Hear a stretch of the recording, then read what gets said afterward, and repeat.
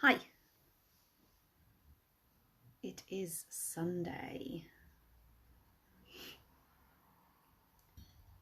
And we've all got the day off tomorrow. Well, we don't all have the day off tomorrow, but some of us have got the day off tomorrow. Hi, Ruth and David. Thank you for joining. How big is my mug, by the way? Hi!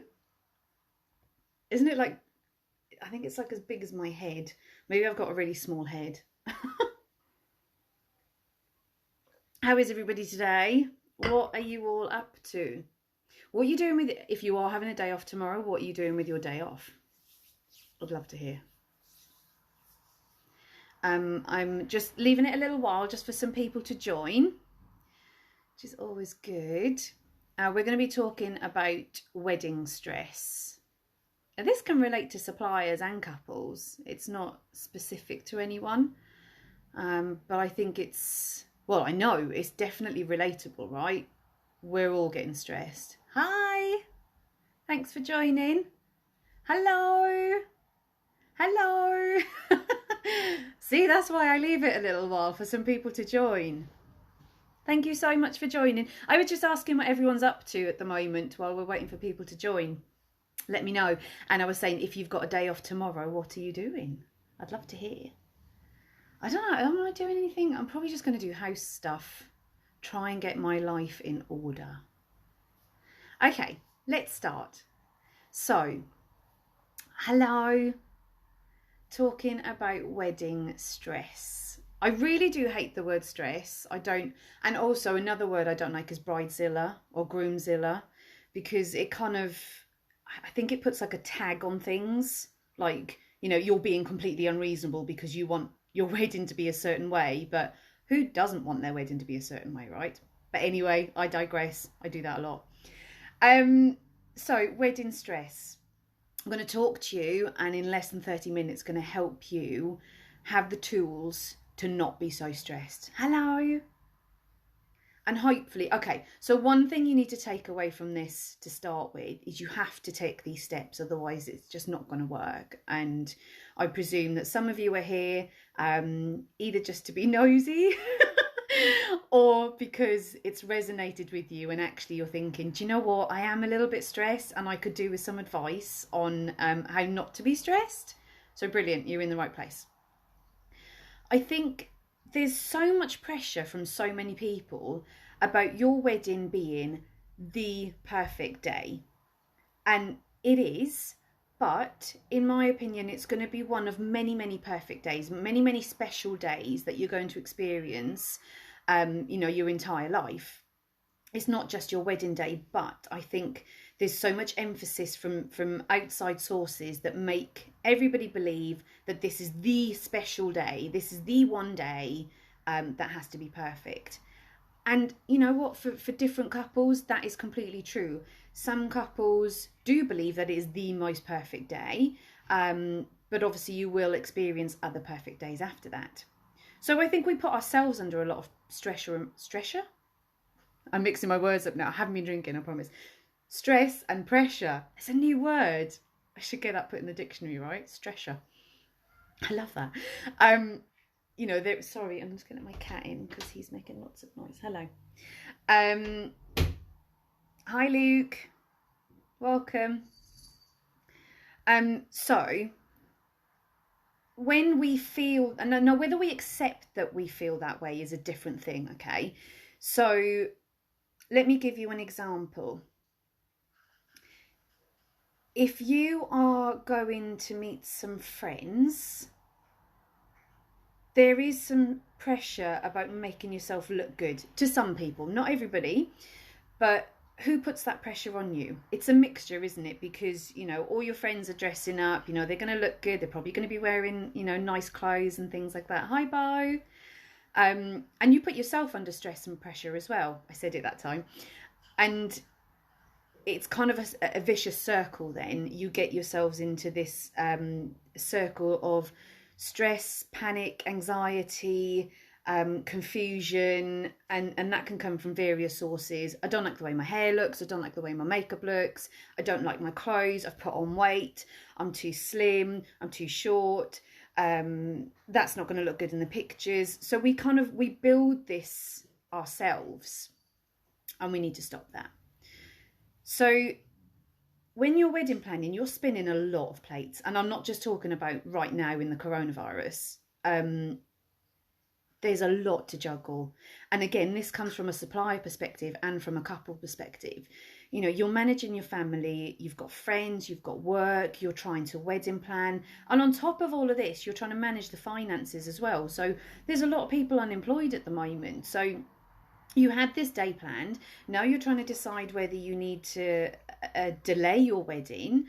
There's financial elements to take into consideration from all of that as well. And the same with businesses. They're being approached by couples who are thinking about postponing or want refunds because they want to cancel. And it's very much the same. It just adds to all of that stress and pressure that we're going through. So it's not a very good place to be in. So here are my tips. I've got 6 tips for you, okay? So stick with me. We're not going to be long, but you have to follow them through, okay? Otherwise it's not going to work. The first thing I want you to do is take a step back. Now, I know that's easier said than done. I tell you what, the reason I decided to do this is because recently I felt like this. I felt like I was juggling so many plates. I've got a lot on. Hey Luke. I've taken on a full-time job during lockdown because there are no weddings and events on. So I'd gone from having my day being taken up with wedding planning and doing everything around my business to then doing a full-time job and then having to do that on the side. So in effect, I've got 2 full-time roles. And I'm trying to juggle a family and a household and, family and friends. So I get it, it is a lot. So take a step back, okay? Now, you don't have to take long to do this. You can take, hi Ella, you can take a bath. Oh, sorry, that's my accent coming out now. It's been my English accent. You have to take a bath. Bath, because I'm Welsh. So you take a bath or bath, whichever one you prefer. Have one. Just take a step back, go into a separate room, meditate for 5 minutes, do nothing for 5 minutes, read a book for 5 minutes, just chill, just take a step back, because that's what I did. I got to the point where I was like, my other half was like, are you okay? Because I think I was like doing the dishes and was a bit like, nah, nah. He was like, are you okay? And I was like, I'm fine. I just feel like I've got a lot on, and actually I'm kind of, working out how to kind of do it all efficiently. And it's not impossible, but it feels that way when you're feeling a little bit run down and you're trying to fit it all in, and everything's a priority as well. So it kind of becomes like, oh, which one do I do first? So take a step back, relax, chill, do whatever helps you to relax, okay? Whatever that is. I don't care. Just do something that helps you chill. It will really help, I promise you. I like to meditate. I've got little sort of, have you tried Calm? Calm's a good one. Like little things like, dolphin noises or something that's just really relaxing. It might not even be your thing, but just give it a go. Try it. Like ocean waves, just think you're on holiday. If you want to get a cocktail by your side, do it. Okay. Step 2. What I want you to do next is reassess. Okay, so think about what is stressing you out. Think about what is causing all of these issues to escalate and to become the catapult, I guess, for making you feel that way. So reassess. So let me give you an example.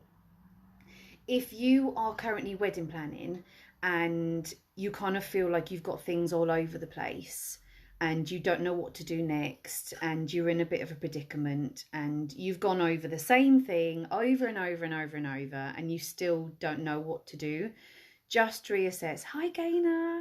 Hi Louise. Just reassess where you are in your planning journey, okay? And remember, this is a journey. It's one of the longest things you'll ever do in your life is planning a wedding, On average, it's 18 months. Some people spend 3 years planning. Some people spend a year planning. I've known couples to do it in like 10 weeks, planning their whole wedding, okay? You are on a journey, no matter how short or long that journey is. And along that way, it's really good to just take a step back and reassess where you are, because you can get lost in it all and actually forget where you are. Now, unless you're extremely methodical and extremely organized, and from day one, so from the day you got engaged, you've made this little spreadsheet and this little timeline of where you're going to be. So in 4 weeks' time, I want to have booked my photographer. In 8 weeks' time, I want to have booked my cake, whatever it may be, okay? If you're not that way inclined, it can be so easy just to lose the path and have no idea where you are. And that's when you get those feelings of, oh, I don't know what I'm doing. Everything's on top of me. So just reassess. Fall back in love with your wedding planning as well, because that really helps. Okay. So that's step 2. Step 3 is organize and prioritize. Okay. So at this point, what you need to do is reorganize yourself. Okay. Now, if you are feeling like you're not organized and that you've got paperwork all over the place and it's not up to date because you've not kept it up to date because you're busy and you've got, you're juggling all of these plates, that is, again, one of the catapults as to why you're feeling this way or could be feeling this way. Okay. So organise yourself, okay? Get back into that organisational field. I can provide you with a budget planner if you're at the very start. It doesn't even matter if you're at the start, you can be at the end. If your finances are all over the place and you don't know where they are, you can use a budget planner. I offer a free one. Have a look on my Instagram page, my link in bio, it will take you there. But just reorganise, prioritise everything. So have a look at what you have organised and what you haven't organised. Now, there is a tendency, and don't tell me I'm wrong here, there is a tendency to prioritise all the nice, cute things. Just take a second. You know I'm right, okay? It's so easy to, I really want those dressing gowns for me and my bridesmaids. And you, even if it's just a couple of hours, okay, or an hour or whatever, however long it takes you to organise these dressing gowns, you will make it a priority because you've seen them, you love them, they're really cute, which they are, and you'll prioritise that time over booking a photographer that you haven't booked yet. Okay, so prioritise and be really ruthless with yourself as well. Like, understand what's a priority and what's not, what can wait and what can't, and schedule it. So I'm terrible for the traffic light system. So all of my spreadsheets are green, amber and red. I prioritise everything so I know where I am with them. But it works, okay? And you've got to do what works for you. Treat your wedding planning as a job. We're still on step 3, by the way. Treat it as a job, okay? So if you'd see my post the other day, I was talking about making sure you treat it as a job. So allocate time each week, each month, whatever it is, but you have to stick to it, okay? So if you know you're going to wedding plan on a Sunday morning at 10 o'clock for an hour, you wedding plan every Sunday at 10 o'clock for an hour, okay? An average wedding takes 250 to 300 hours to plan. If you divide that by the length of time you've got left between now and the time you're getting married, that will give you a good indication as to how long you've got to plan your wedding, okay? Obviously, if you're halfway through, you know what to do. But treat it as a job and take it seriously, because what you do not want to do is get too closer to your wedding day and realise you haven't organised X, Y, Z, and then the cycle starts all over again. You start getting more stressed, okay? And that's not good. That really isn't good. The fourth thing, so point number 4, is set expectations. And this is for yours and others. By the way, you're doing all of this together, okay? You're doing all of this together, but I'll go on to that in a second. Set expectations for yourself, okay? Now, again, I speak to many couples who make decisions based on peer pressure. And again, if you'd have seen my post the other day, I based it on a mother-in-law. Sorry, mother-in-laws. But the reality is your pressures can come from outside sources and the expectations that other people have on you. So you might have a friend or family member who is putting maybe not, they're not intentional. That's the word I wanted to find. It's not intentional, but they have a vision of how they want your wedding day to be, and will therefore have a tendency to agree or disagree with some of the decisions that you're making. And that's not fair for you, at least. So set your expectations, okay? You say to yourself, I am happy with XYZ, and if anything comes in the way of that, I'm not gonna listen to it, okay? And obviously other people's. And by that I mean, if you've got somebody, friend, family, whoever, even a supplier, if a supplier is making you feel like they're pushing you into a decision that you are not happy with, then set their expectations, okay? And I know this happens a lot. There's always someone that tries to take over the planning for you. And I don't know, you'll get a phone call saying, oh, I saw this thing in the shop and I bought it for you, okay? Set expectations by saying, I'm doing my wedding planning, or I've got a wedding planner, and we're doing it. And I really appreciate your help and support, but, okay? Fifth point is communicate. And this leads on to where I was saying about you and your partner doing this together. You have to communicate, okay?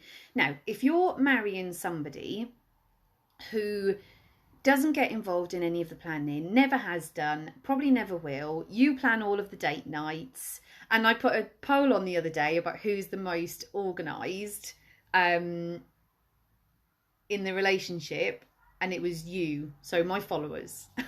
You believe that you were the most organised in your relationship. So you kind of have to have a level of flexibility there, okay? You cannot expect your partner to suddenly not necessarily want to get involved because it's your wedding day, and of course you will presume that they will want to get involved. If they're just not that way inclined, they're not going to. So don't take it personally.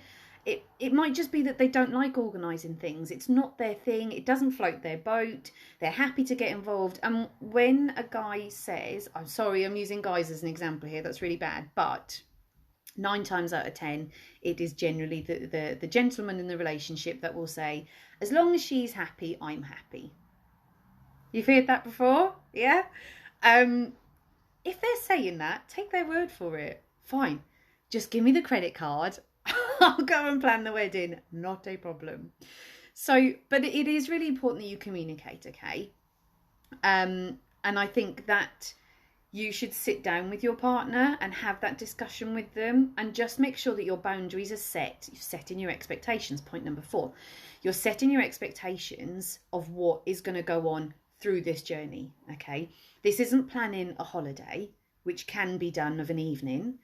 It's not planning a meal out. It's not organising a birthday party. This is planning your wedding, which again, I go back to, can take up to 18 months, 2 years. Okay, so a lot of time you're investing in it. And if you're sitting there putting in all of the hours and your partner's just sitting there on Xbox playing Call of Duty, or whatever they want to do in their spare time, it can again put a lot of stress and pressure on you.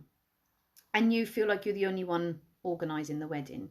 So communicate, sit down and talk, have a plan of action, have a clear understanding of what you were doing, have a clear understanding of what they are doing. Because then there's no disappointments when you turn around and say, I've been planning all week, I've come home from work and I've been, not going to bed till 11 o'clock at night because I've been planning our wedding and you don't seem to care.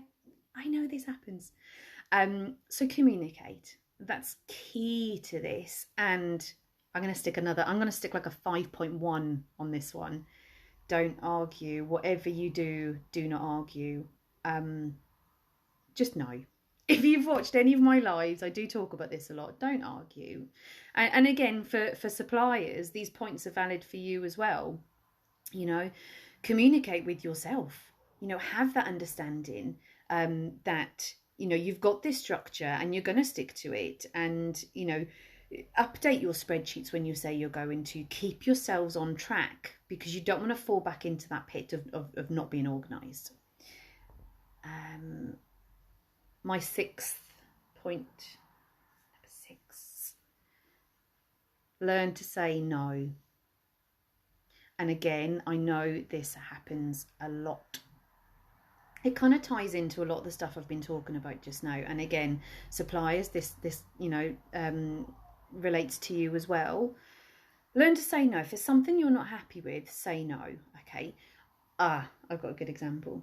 So I did a wedding once where the bride, I genuinely think it was the mother-in-law. It was a long time ago. It was the mother-in-law. She wanted to organise the cake. That was her thing. She was going to organise and pay for the cake, which is lovely. Like, how nice is that? Because, you know, it's a lot of money, isn't it? So that was lovely. So, you know, the bride and groom helped her choose it and, you know, etc. But kind of left it with her hands so that she had something to concentrate on and, you know, she felt important, which is lovely. And on the wedding day, the cake turned up and it wasn't what the bride and groom had expected because the mum had not understood the colour scheme clearly, and the colour wasn't the right colour for the wedding, and it didn't match. It didn't match, unfortunately.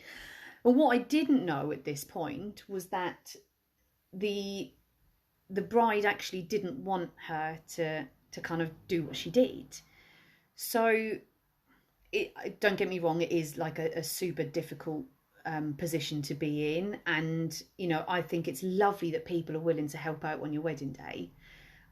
But if you're not comfortable with it, learn to say no. And now I know this is probably one of the hardest things to do, which is why I've left it to the end.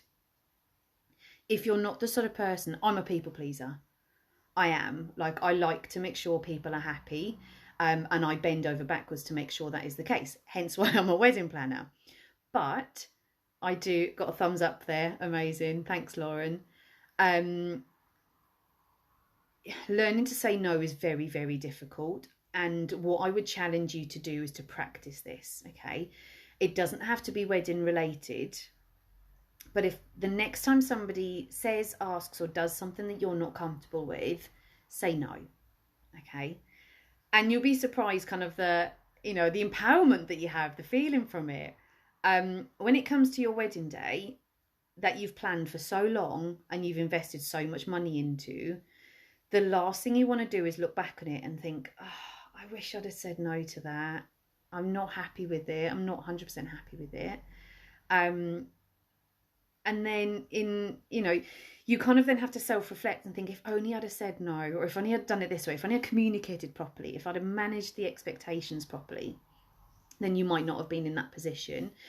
So again, for suppliers, if your bride and groom is asking you for something that you're not comfortable with, something that doesn't reflect your style, your personality, your branding, say no. There's absolutely no harm in that. Look, there's plenty of us suppliers out there, okay? So from a couple's perspective, if you're looking for a supplier that's saying no to you for whatever reason, that's their prerogative. You can find another one. And the same from a supplier perspective. Don't do something you're not happy with. I've got a million stories on this, but I said I'm going to do it under 30 minutes and I am. But learn to say no. Has anyone got any questions? I would love to hear from someone who's got a predicament at the moment and you're not 100% sure how to deal with it. Or if you're feeling a little bit stressed or a little bit run down at the moment, please do chuck a question on. We can have the last few minutes talking about that. But in the meantime, I'm going to run over what we've discussed today, okay? So, wedding stress.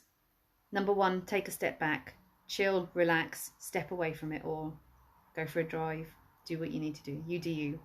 Number 2, reassess. Reassess where you are in it all, look at what you're doing, reassess your current position. Number 3, organise and prioritise to make sure that you use the tools that you need to organise yourself properly, be that spreadsheets, post-it notes, whatever. Just make sure you get yourself organised. Number 4, set expectations for you and other people. And number 5, communicate. So communicate with each other. Like I said, you are a team. You're doing this together. Okay. And then number 6, learn to say no, which is the most important one. Happy? I'd love to know if any of you actually follow these steps and feel better for it afterwards. I'm confident you will. I'm confident you will, because I've done this myself literally the other day. I'm not going to be like angry dishwashing anymore because of it. I'm much happier now. My other half woke up and he was just like, are you okay today now? And I'm like, yes, I'm good, because I've taken these steps. I feel much better. I'm just going to check if we've got any questions. No. Okay, that's fine. I understand. It's Sunday. Okay, so one last thing I want to talk about. I am, after this, I'm on my way to help set up for a birthday party for a lovely lady who has just finished chemotherapy. She found out just before lockdown that she had breast cancer. And because she had 2 children and they were in isolation, she had to attend the the first chemotherapy session on her own. Heartbreaking. She's a friend of mine. So she's gone through the whole of lockdown having chemotherapy. She's now finished her chemotherapy. She is now due to have her breast removed, and following that she's then having radiotherapy. So today she's having a socially distanced birthday party, which I'm going to go and set up for. I have put a live fundraiser at the bottom for cancer research. If you can donate, even if it's just £1, please do. A group of her work colleagues, my business partner, my other half, don't let me call it that. I hope he doesn't watch this back. Business partner, my other half. His business partner is her husband. They all shaved their hair off, bless them, and raised lots of money. I think they raised like $5,500. They did so well. But I thought, as a kind of birthday gift for her, I would put a little fundraiser up on the bottom here. So if anyone can donate, I'd appreciate it. But that wasn't what this live was about. This live was about wedding stress and how we can get it sorted. If you've got any questions, not just right now, but at any point in your wedding planning journey, please do contact me. I'm not the sort of person who's going to turn around and say, I'm going to need to charge you half an hour for that. Okay, that's not my vibe. That's not my thing. I like to help. So send me a message. Oh, we've had one. Okay. Natalie, apart from stress of will it go ahead, can we have our numbers? Lack of communication / interest from our venue is frustrated. Any advice on not seeming pushy / bridezilla? Okay, let me just read that again.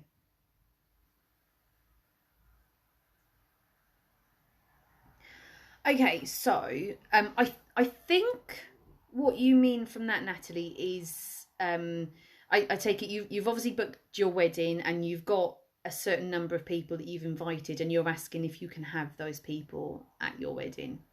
Correct? I'm going to go down that route for now. I mean, obviously there are restrictions in place and nobody can override those until the government have said so. It is frustrating, and I have spoken to a few venues who, believe it or not, feel the same way. It is extremely frustrating for them. I know venues that have had to make people redundant, so they're going through, a similar thing. I don't know your personal situation, but lack of communication and interest just isn't acceptable in my opinion, and I think that there needs to be something done. I think the difficulty is we're going through a period that not many people know how to deal with, because it's not just the logistical side, it's the legal side of it and the financial side for you and the supplier / venue. So I think there's a lot of uncertainty out there, and as we know, there isn't much clarification around at the moment with weddings, specifically the wedding industry and what can and can't go ahead. And there's a lot of frustration around, well, how come pubs can open, but I can't have my 60 guests at my wedding day, for example. Okay, so Natalie, what I would ask of you is that you send an email. I'm saying send an email on the basis I presume that you've called. Now, if your communication with your venue has been email the whole time, then I would strongly recommend that you call them. And I would just suggest that you just stay calm, have a conversation with them as a person, because I think, you know, there is a tendency to get carried away with the whole professional business side of it, in that you expect a business to treat you in a certain way, and quite rightly they should. But at the end of the day, we are all human. We're all human beings. We've all got, you know, priorities in our lives. So just speak to them one on one, and, you know, appreciate that they are also going through a stressful time. But I think, you know, I've managed a couple of wedding venues before, and I know that if somebody called me and just sort of poured their heart out to me, it's a lot easier to empathise rather than somebody on the phone. And I'm not saying you would phone them and start shouting or anything like that, but if that is the case, it's not the right time to have that conversation. I would always sort of say to whoever it was that was on the phone, you know, look, I can understand you're stressed. Call back when you're feeling a bit less that way. Okay. So I think, you know, if you've done your communication by phone, do it now by email, vice versa if you've done it the other way. Have that conversation with them. And so when I was saying about communicating in my points just now, you need to do this. This is the time to do that. Communicate your feelings to them and explain to them, you know, they've probably got hundreds of emails or messages along the same line, okay? But it is their job to speak to you and update you on what's going on. I'm guessing you've paid a deposit, if not a majority of the money. So just have that conversation with them. If you need any more advice, just drop me a message and I can help you with that. But I think that the first step is just to send a very calm email or phone call to them, just explaining how it's making you feel, and that you just want some clarity, you know. And the best thing for them to do is to then come back and say to you, do you know what, actually, we're not 100% sure ourselves, because then at least you know where you stand. And then you can say, okay, look, they're hoping to be in a bit, because they're probably getting legal advice and things right now as well from their solicitors. You know, there's a lot of waiting time to wait to see what the government says is going on. So they're in a sticky situation themselves as well, like a lot of suppliers are in the wedding industry right now. Do I think it's fair? 100% no. No, I don't. You've probably seen a lot of the what about weddings going on at the moment. And, you know, it's true. Nobody knows where they stand at the moment. I'm waffling again. I'm so sorry. And I've gone over my 30 minutes. I said I wouldn't. Natalie, I hope that helps. If it doesn't, please do message me. Don't walk away from this live thinking I didn't get the answer I wanted. Please do message me. I will help you as much as I can. Hope that helps. No more questions. I'm just going to check the little thingy-majiggy. No. Okay, I'm going to go. I've got a birthday party to set up. So have an amazing Sunday. Have a great day tomorrow, whatever you're up to. I think we are thinking of going kayaking, but I hate the cold. Oh, you're welcome, Natalie. I hate the cold, so I will be wrapped up very warm if we do go. But have a great bank holiday Monday. And, one very last thing. Join me on next Sunday when I'm doing another live at 6 p.m. I've got it's my Wedding Industry Experts Live, where I invite people from the industry to come and talk about their industry. You can ask any questions. You don't even have to have booked that person, or you're thinking of booking. You're welcome, Emma. You're thinking of booking someone from that industry. I have got a celebrant coming on. She is amazing. She's outstanding. You have to have a look on my I'm going to put a post on after I finished here about it. She's amazing. And I've also got an events company who do really sort of unique events. Think like fire breathers and people on stilt walkers. That's the name. I swear I haven't been drinking. Check it out. Come and join us next Sunday, 6 o'clock, and I'm going to be doing another live in 2 weeks' time at midday again. Not going to tell you what it is yet though, but make sure you join me. Take care. Have an amazing day. Lots of love. Bye.